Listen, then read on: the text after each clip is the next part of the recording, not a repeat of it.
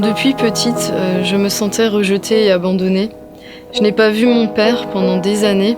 On me disait que je n'étais pas désirée, que j'étais un accident. Et vers mes 13 ans, mon ancien beau-père, il frappait ma mère et moi-même.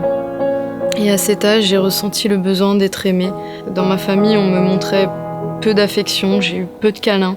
C'est alors que j'ai commencé à m'intéresser aux garçons. Je cherchais à ce qu'on m'aime.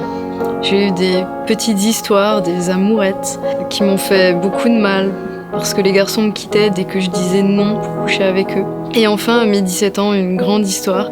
Le garçon, il m'a même demandé en fiançailles. J'ai dit oui parce que je l'aimais. Et au bout d'1 an, comme nous étions fiancés, je me suis donnée à cette personne. 6 mois après, il me quittait. Je me suis retrouvée brisée après 1 an et demi de relation.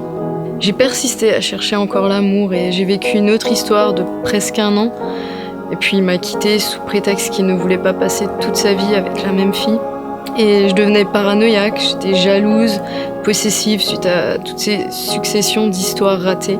Et la dernière histoire qui m'a complètement brisée et anéantie, où la personne a profité de moi physiquement, moralement, financièrement.